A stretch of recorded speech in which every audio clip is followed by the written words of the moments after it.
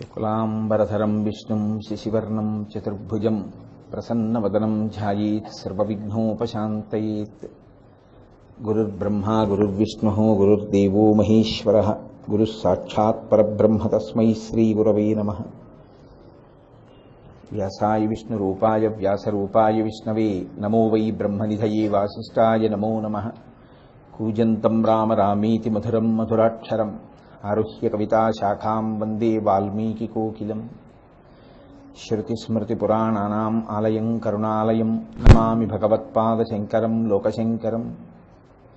వాగర్ధావివ సంపృక్తౌ వాగర్ధప్రతిపత్తయే జగతః పితరౌ వందే పార్వతీపరమేశ్వరౌ.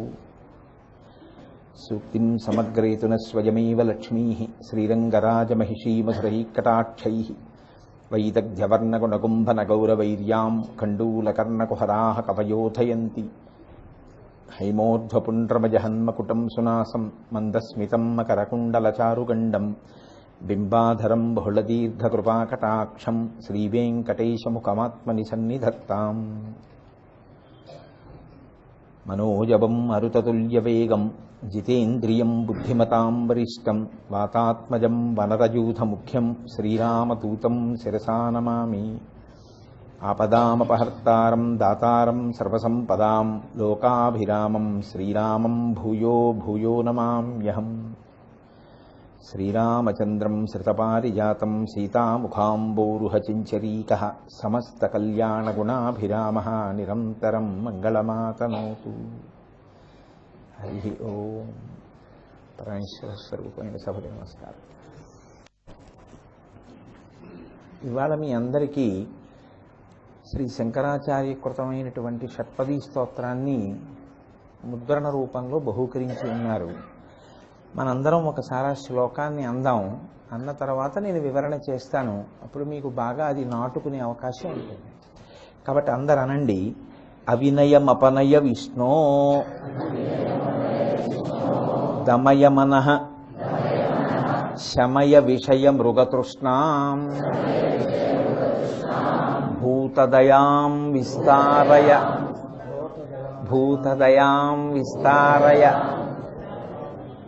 నేను ఆపాక అనండమ్మా, అంటే మీరు తొందరగా అవన్నీ పొందాలని అనురక్తి ఉంది. భూతదయాం విస్తారయ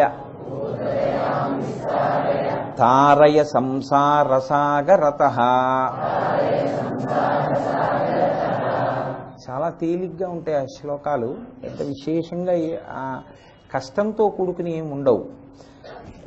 కాబట్టి మొదటి శ్లోకంలో శంకర భగవత్పాదులు అవినయమపనయ విష్ణు అని విష్ణు భగవానుడిని ఉద్దేశించి స్తోత్రాన్ని ప్రారంభం చేశారు. నిన్నటి రోజున నేను మీకు మనవి చేశాను, మనుష్య జన్మకు ఉండవలసినటువంటి మొట్టమొదటి లక్షణమేదో, ఏది లేకపోతే మనుష్య ఉపాధిని పొందినప్పటికీ మనుష్య జన్మచేత పొందవలసినటువంటి సార్థకతని పొందలేడు. ఏది మన ప్రయత్నం లేకుండా వస్తుందో, ఏది ప్రయత్నం చేస్తే ఆ ఉన్నది పోయి రావలసినది వస్తుందో అది వినయం. అవినయము మీరేం పెద్ద దాని గురించి ప్రయత్నం చేయక్కర్లేదు. అహంకారంగా ఉండడానికి చాలా తేలిక. గర్వంతో ప్రవర్తించడం పెద్ద కష్టమైనటువంటి విషయం ఏం కాదు. అతిశయం అనేటటువంటిది లోపలికి చాలా తేలిగ్గా ప్రవేశిస్తుంది. దాని గురించి పెద్ద కష్టపడి ఏమంటే నేను గర్వపడ్డం నేర్చుకోవడానికి ఎన్నాళ్ళు పట్టిందో అనేవాడు ఎవరు ఉండడు. ఏదో కారణానికి గర్విస్తాడు. కానీ ఆ అవినయము పోయి వినయము రావాలి అంటే మాత్రం సాధన ఉండాలి.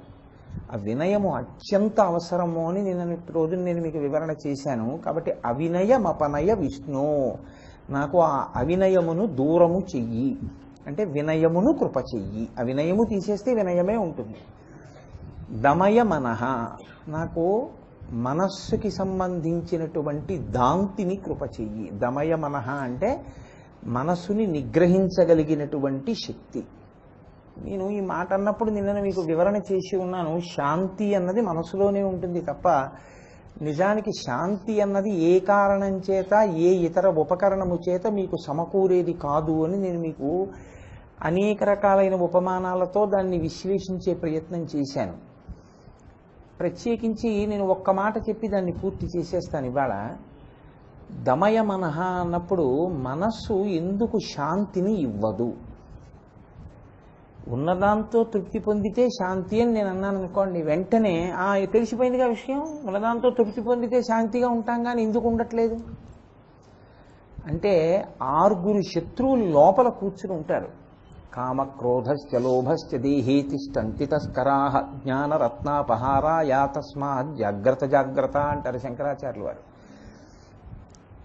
నాకు కామం కలిగింది అంటాడు, నేను కామమును పొందాను అంటాడు. కామమును పొందడానికి అది ఎక్కడి నుంచో రాదు, ఇక్కడే ఉంటుంది. సందర్భాన్ని బట్టి పొటమరిస్తుంది. నాకు కోపం వచ్చింది అంటాడు. వచ్చింది అంటే నేను కాకినాడ నుంచి వచ్చినట్టు అది ఎక్కడి నుంచి రాదు, ఇక్కడే ఉంటుంది. మీరు అవకాశం ఇస్తే లేస్తుంది. మీరు అవకాశం ఇవ్వలేదనుకోండి, అది లేచే అవకాశం ఉండదు.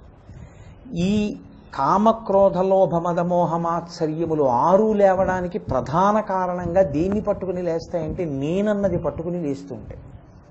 మీరు చూడండి, నన్ను అలా అండమండి అంటాడు, అందుకు కోపం వస్తుంది. నాకు ఆ పాటి కోరిక ఎందుకు ఉండదండి, కామం వస్తుంది. నేను ఆ పాటి దాచకపోతే ఎలాగండి, లోభం వస్తుంది. నేను ఆశ్రయించి ఇవన్నీ ఉంటాయి. ఇవి మీరు గమనిస్తే పడుకుంటాయి, మీరు గమనించకపోతే విజృంభిస్తాయి. ఇదొక్కటే చాలా జాగ్రత్తగా పట్టుకోవాలి. శాంతిని పాడు చేసేది అదే. శ్రీరామాయణంలో వాల్మీకి మహర్షి సందర్భానుసారంగా అత్యద్భుతంగా చెప్తారు దాన్ని. క్రుద్ధ పాపం న కుర్యాత్కః క్రుద్ధో హన్యాత్ గురూనపి క్రుద్ధ పరుషయా వాచ నరం సాధు నదీక్షిపేత్ అన్నారు ఒక చోట. క్రోధం ఒంటిని బాగా పట్టేసింది అనుకోండి, గురువు గారిని కూడా చంపేస్తాడు. గురువుగారిని చంపడం అన్న మాటే నోటి వెంట రాకూడదు, కానీ గురువుగారిని చంపేస్తాడు క్రోధం ఆవహిస్తే. అది యుక్తాయుక్త విచక్షణ కోల్పోయేటట్టు చేస్తుంది, బుద్ధిని ఆలోచించనివ్వదు, ఒళ్ళు ఊగిపోతుంది. ఎంత ఆక్రోశమో ఎంత ఆవేశమో వచ్చేస్తుంది, మనిషిని రాక్షసుణ్ణి చేసేస్తుంది. దానివల్ల ఏమవుతాడంటే అప్పటికి చేసిన పని సంతోషంగా ఉన్నట్టుంటుంది, కానీ తదనంతరమంతా అశాంతి. అక్కడతో పోతుందని మీరు అనుకుంటున్నారా? ఒక్కసారి క్రోధము వలన చేసినటువంటి పాపకర్మ చేత జీవుడు తన యాత్రలో కొన్ని కోట్ల జన్మలే కిందకి వెళ్ళిపోవచ్చు, నీచమైన ఉపాధుల్లోకి వెళ్ళిపోతాడు. కారణం ఏమిటంటే దమయ మనః, మనసులో ఉన్నటువంటి ఈ 6 శత్రువులు మనసులో లేస్తారు. ఈ లేచేటప్పుడు పరిశీలన అవసరం. కోపము లేకుండా ఉండు అని ఎప్పుడూ చెప్పకూడదు, తప్పది. కోపము ఉండాలి. ఎలా ఉండాలో తెలుసా అండి? మీ అదుపులో ఉండాలి. కోపము కార్యసాధనకు పనిముట్టు. మీరు బాగా జ్ఞాపకం పెట్టుకోవాలి ఈ విషయాన్ని. మీరు అన్ని వేళలా సామముతో కార్యాలు అవ్వవు.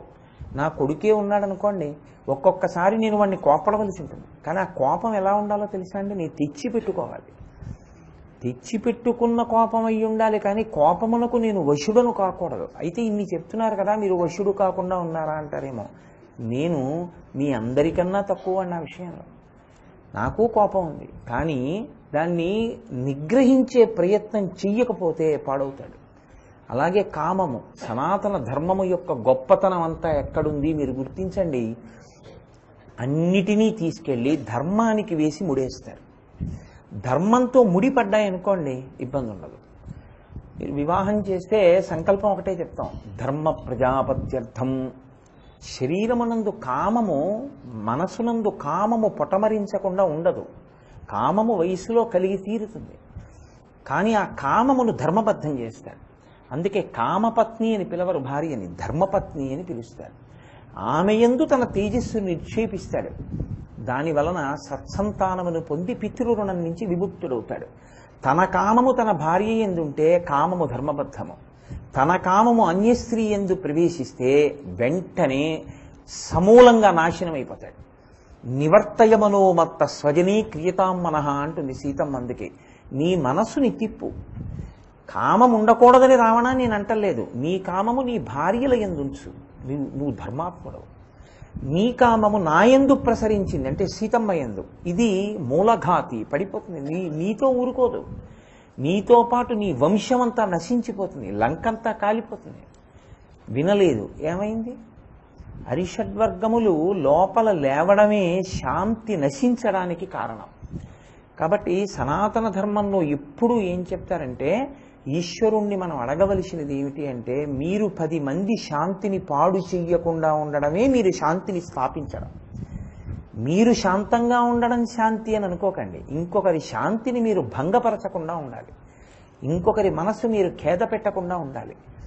అలా ఉండగలిగినటువంటి ప్రజ్ఞ దేని వలన వస్తుంది అంటే, ఈశ్వరుడి యొక్క అనుగ్రహం కలిగితే తనని తాను పరిశీలించుకోవడం వస్తుంది.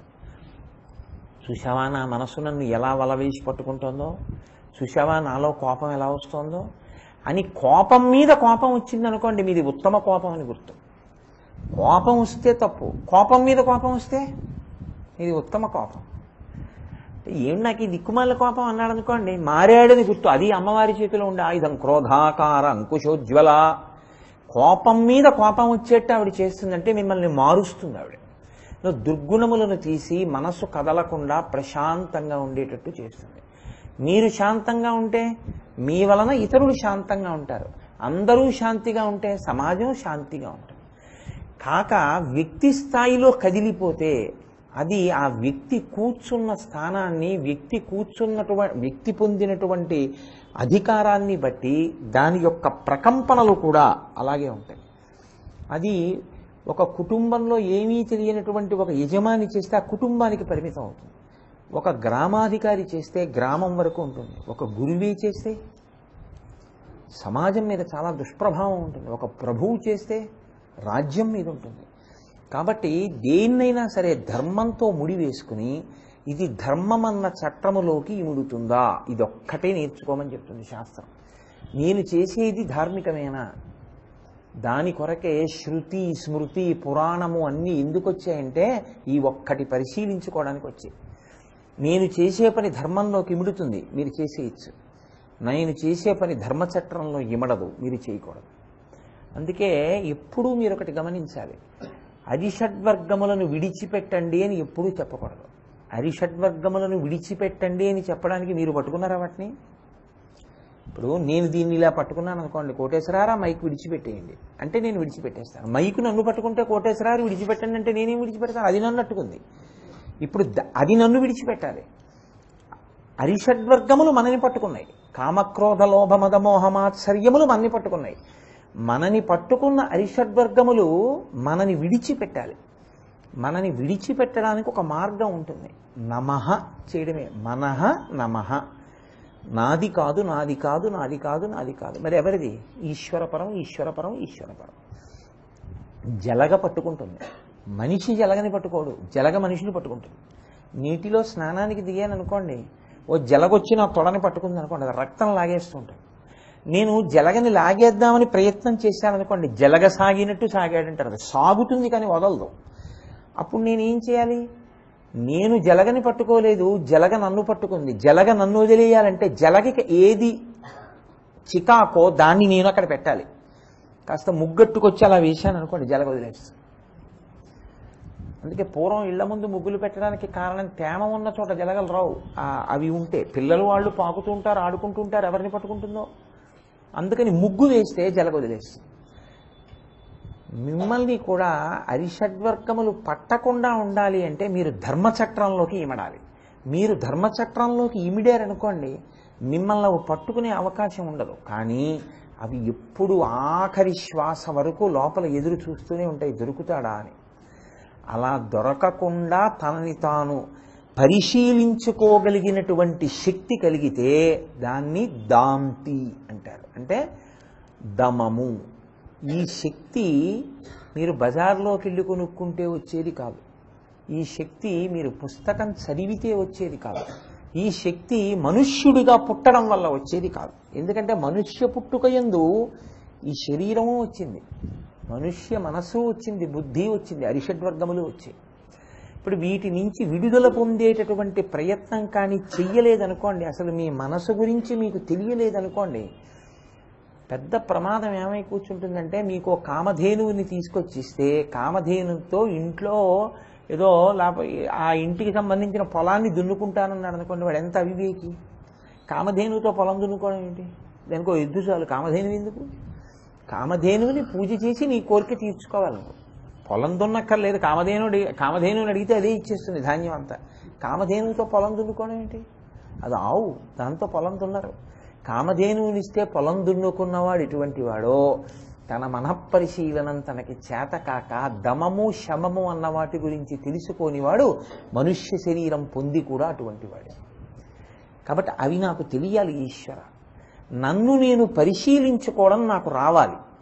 ఈ నేత్రంతో ఉన్నంతసేపు ఉద్రిక్తత, మీరు బాగా జ్ఞాపకం పెట్టుకోండి. అందుకే పంచ జ్ఞానేంద్రియములు అంటాం. జ్ఞానేంద్రియములలో ఇది నాయకత్వం వహిస్తుంది. నయన ఇది ఏం చేస్తుందంటే ఎప్పుడు మనసుని బయటికి తీసుకెళ్తుంది. ఇది ఎప్పుడు లోపలికి తీసుకెళ్ళదు, బయటికి తీసుకెళ్తుంది. ఇది బయటికి తీసుకెళ్ళడం అంటే నేను ఇలా చూశాను అనుకోండి, బా ఎంత బాగుందో అని అనుకోండి, అంటే వెంటనే నేను దాని యందు ఆకర్షితుడని అయ్యాను. అలా వెళ్ళడానికి ఇది వీలిస్తుంది, ఇది వీలిస్తుంది, ఇది వీలిస్తుంది, ఇచ్చి బయటికి తీసుకెడుతుంటాయి. మనసుని వెనక్కి తిప్పాలనుకోండి, దానికి రెండు అవకాశాలు ఉంటాయి. అంటే నేను చాలా ఏమంటామంటే దీన్ని ఆచరణయోగ్యమైనటువంటి రీతిలో ఒక మాటగా చెప్తున్నాను. సత్సంగము మీకు చాలా ఉపయోగపడుతుంది. రామకృష్ణ పరమహంస అందుకే ఒక మాట చెప్తుండేవారు తరచు. ఏనుగుకి ఉన్న లక్షణం ఏమిటంటే దాని తొండాన్ని ఎప్పుడూ కూడా ఇలా ఉంచదు, ఎప్పుడు ఊపుతుంది. ఎప్పుడు ఊపే ఏనుగు ఏం చేస్తుందంటే అలా వెళ్ళిపోతుంది అనుకోండి, ముందు మావటివాడు నడుస్తుంటే అలా వెళ్ళిపోతూ అలా ఇంటి గోడ మించి లేచినటువంటి ఒక పూల కొమ్మని తొండం పెట్టి ఇలా విరిచేస్తుంది. ఎప్పుడూ తొండం సరిగ్గా ఉండదు. అందుకని మావటి ఏం చేస్తాడంటే ముందు నడవడు, పక్కన నడుస్తాడు. అది అలవాటు ప్రకారం ఇలా ఎత్తబోతుంది, ఆ చేతిలో ఉన్న అంకుశంతో ఇలా అంటాడు, దింపేస్తుంది. అంతేననుకుంటున్నారా? మళ్ళీ ఎత్తుతుంది, మళ్ళీ ఇలా అంటాడు, మళ్ళీ దింపేస్తుంది.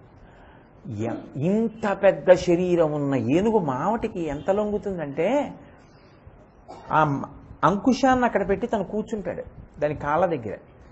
ఎంత బలం ఉన్న ఏనుగు కానివ్వండి, అంకుశం మించి కాలు మాత్రం దాటి ముందుకు వేయదు. మీరు వెంకటాచలం లాంటి క్షేత్రాలకు వెళ్ళినప్పుడు చూడండి, ఏనుగు కాళ్ళ ముందు అంకుశం పెట్టి కూర్చుంటాడు మావటి, ఇక కాలు దాటి వేయదు, ఇక వెళ్ళదు. వెళ్ళదంటే వెళ్ళలేక వెళ్ళలేదా, వెళ్ళకుండా తనని తాను నిగ్రహించుకుందా, అలా అలవాటు చేసుకుందా?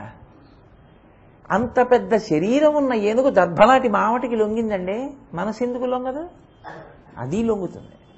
నేను నిన్న మీకు చెప్పాను, లొంగడానికి మీరు ఇచ్చే ఆలంబనం మీద ఉంటుంది అని. ఆలంబనం మీరు ఇవ్వడం అంత తేలికేం కాదు.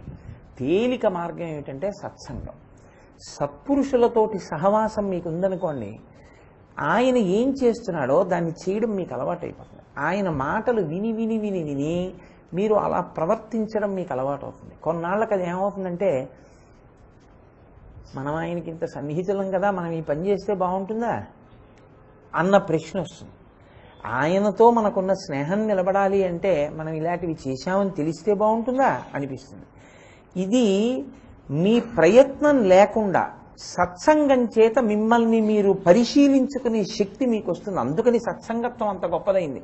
అందుకు శంకరాచార్యులు వారు సత్సంగత్వే నిస్సంగత్వం, నిస్సంగత్వే నిర్మోహత్వం, నిర్మోహత్వే నిశ్చలతత్వం, నిశ్చలతత్వే జీవన్ముక్తి అని మొదటి మెట్టుగా సత్సంగం చెప్పడానికి కారణం అదే. కాబట్టి దమయ మనః నిన్న చెప్పిందే మళ్ళీ నేను ఇవాళ ఒకసారి దాన్ని సింహావలోకనం చేశాను. మనసుకి దాంతిని కృప చెయ్యి. ఇప్పుడు తర్వాత శంకర భగవత్పాదులు అంటున్నారు, నేను అందుకే నిన్న మీతో మనవి చేశాను, ఈ ప్రార్థన జిజ్ఞాసువుల కొరకు చేసినటువంటి ప్రార్థన. ఈ ప్రార్థనలో ఆయన ఏది అసలు జిజ్ఞాసువు ఈశ్వరుణ్ణి అడగాలో అది అడుగుతున్నారు. అసలు జిజ్ఞాసువు కాకుండానే చచ్చిపోతాను అంటే ఇంకా అంతకన్నా దారుణమైన విషయం ఇంకొకటి లేదు. మనుష్య జన్మ ఎత్తి ఇన్ని కోట్ల కోట్ల జన్మల తర్వాత ఈ ఉపాధి వస్తుంది. వచ్చి కూడా జిజ్ఞాసువు కాలేకపోయాడు అనుకోండి, దానికి ఏమీ నిరర్థకం ఇంకా. కాబట్టి కనీసం అసలు అడగడం కూడా చేత కాని మనకి ఏం అడగాలో ఆయన నేర్పారు. మీరు అడగండి అంటే ఏమైనా అనుకుంటామని తను అడుగుతున్నట్లు అడిగారు. అది శంకరుల యొక్క అనుగ్రహం. ఆయన అంత కిందకి దిగొచ్చేస్తుంటారు. నిన్న మీకు నేను ఉదాహరణ చెప్పాను. ఆయన మాం అపి అంటారు. మామపి అంటే నన్ను కూడా అంటారు. దృశాద్రఘీయస్యాదరదలిత నీలోత్పల రుచా దవీయాంసం దీనం స్నపయ కృపయా మమపి శివే అంటారు. అమ్మా నన్ను కూడా అంటారు. నన్ను కూడా ఏమి శంకరా అంటే వాళ్ళందరూ తెలివైన వాళ్ళమ్మా, నేను ఎందుకు పనికిమాలిన వాడిని, నన్ను కూడా ఉద్ధరించంటారు. కానీ మీరు ఒకటి గుర్తుపట్టండి, శంకరుల కొరకా శ్లోకం, కానీ అది నేను చదివాను అనుకోండి, మాం అపి శివే అంటే నన్ను కూడా అని నేను అమ్మవారిని అడగడం అవుతుంది. శంకరుల మీద పెట్టుకుని నన్ను ఉద్ధరించడానికి ఒక శ్లోకం ఇచ్చారు ఆయన. అది జగద్గురువుగా శంకర భగవత్పాదులు ఈ జాతికి అందించినటువంటి అమూల్యమైనటువంటి రత్నం. అలా ఈ ప్రార్థన కూడా ఆయన ఆ కోణంలోనే చేశారు, జిజ్ఞాసువుల కొరకు చేశారు. కాబట్టి దమయ మనః శమయ విషయ మృగతృష్ణాం, మీరు ఒకసారి అందులో చూస్తుండండి. దమయ మనః తర్వాత శమయ విషయ మృగతృష్ణాం, దమము శమము కొద్దిగా అటు ఇటు చేసి అడిగారు, కానీ రెండు మనోభావములకు సంబంధించినవి. శమయ విషయ మృగతృష్ణాం, ఆయన ఇంద్రియముల యొక్క ఊసెత్తకుండా ఎత్తారు. ఇందులో విషయముల వెంట విషయములనబడేటటువంటి మృగతృష్ణతో నేను తిరగకుండా నన్ను నువ్వు నిగ్రహ శక్తిని కృప చేసి అనుగ్రహించు. ఇందులో మీరు ఒక విషయాన్ని గమనించాలి. ఇంద్రియములు అని కొన్ని ఉంటాయి. ఇంద్రియములు అంటే జ్ఞానేంద్రియములు, కర్మేంద్రియములు. అవేం పెద్ద విశేషాలు, ఏదో పెద్ద వేదాంతం అని మీరు అనుకోక్కర్లేదు, మీకు తెలుసున్నవే అవన్నీ. 5 జ్ఞానేంద్రియములు, 5 కర్మేంద్రియములు. కర్మేంద్రియములు కాసేపు పక్కన పెట్టండి. 5 జ్ఞానేంద్రియములు అంటే తెలుసుకునేటట్టు చేస్తాయి. కళ్ళు, ముక్కు, చెవి, నాలుక, చర్మము, ఈ 5ంటిని జ్ఞానేంద్రియాలు అంటారు. ఈ ఇంద్రియాలకి ఉన్నటువంటి శక్తి ఎలా ఉంటుందంటే, ప్రభువు బలహీనుడైతే స్వాతంత్ర్యం ప్రకటించుకున్నటువంటి సామంతరాజులా ఇంద్రియములు మనసు ఎంత బలంగా ఉంటుందో అంత బలాన్ని ఇంద్రియాలు కూడా పొందేస్తాయి. కారణం ఏంటంటే మనస్సుని విచ్చలవిడిగా వదిలిపెట్టడం వల్ల ఇంద్రియాలు కూడా బలాన్ని పొందుతాయి. అందుకే దేవి భాగవతంలో వ్యాస భగవానుడు ఒక మాట అంటాడు, ఇంద్రియాణి బలిష్టాని నన్ను యుక్తాని మానద అపక్వస్య ప్రకుర్వంతి వికారాం స్థాననేకశః అంటాడు. శుకుడు నేను పెళ్లి చేసుకోనంటాడు. అంటే ఆయన అంటాడు తప్పు. ఇంద్రియములు చాలా బలిష్టమైనవి. ఇంద్రియములను అదుపు చేయడం అంత తేలికైన విషయమేం కాదు. నువ్వు బలవంతంగా ఇంద్రియాల్ని తొక్కి పెట్టే ప్రయత్నం చేస్తే పాము మీద కాలు వేసి ఉంచినట్టే. అవి నీ కాలు పైకెత్తగానే కాటు వేసినట్టు అవకాశం కోసం ఇంద్రియాలు ఎదురు చూస్తాయి. కాబట్టి ఇంద్రియములను కట్టడి చేసేసి అవి అడిగిన సుఖాన్ని ఇవ్వకుండా మీరు ఉంచితే మీరు ఇంద్రియాల్ని నిగ్రహించలేరు. అసలు అది ఇంద్రియ జయానికి ఇంద్రియ నిగ్రహం మార్గంగా ఆ కోణం చెప్పబడదు.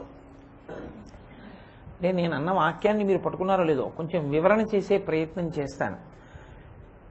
ఇంద్రియములు బలవత్తరమైనవి అంటే ఈ కన్నుకి నువ్వు చూడొద్దు అన్నదాన్ని చూడకుండా అది ఉండదు. అది ఏం చేస్తుందంటే అస్తమానం మనసుకి రిపోర్ట్ చేస్తుంది.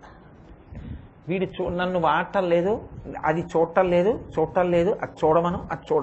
కాబట్టి అది ఏం చేస్తుందంటే వద్దన్నా సరే కనురెప్పెత్తి ఏది వద్దన్నారో దాన్నే చూస్తుంది. ఇది ఏది వినద్దన్నారో అది వింటుంది. అలా చేసి వెనక్కి లాగేస్తుంటాయి ఇంద్రియాలు. శంకరులు అంటున్నారు, చాలా గంభీరమైన ప్రతిపాదన ఒకటి చేస్తున్నారు.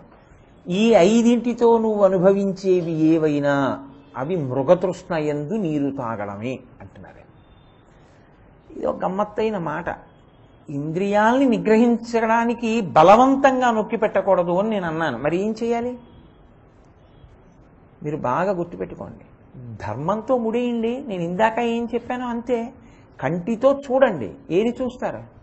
ప్రాణేశ నీమంజు భాషలు వినలేని కర్ణరంధ్రంబుల కలిమియేలా, భువనమోహన నిన్ను పడగానగాలేని చక్షురింద్రియముల సత్వమేలా, దైత నీయధరామృతంబానగాలేని జింహకు పలరుచి సిద్ధియేలా, నీరజాతనయన నీవనమాలిక గంధమబ్బలేని ఘ్రాణమేలా, ధన్యచరిత నీకు దాస్యంబు చేయని జన్మమేల వెయ్యి జన్మములకు.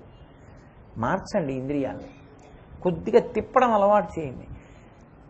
ఈ కంటితో బలవంతంగా కంటిని మూసే ప్రయత్నం చేయండి. చూడకూడంది చూడమని లోపల నుంచి ప్రచోదనం ఎక్కువైపోతే లోపల దాన్ని నిగ్రహించడానికి దీన్ని ముయ్యాలి. లోపల ఆయన పడుకుని నిద్రపోతున్నాడు, ఆయన్ని రక్షించడానికి కుక్క బయట తిరుగుతోంది, చాలదా?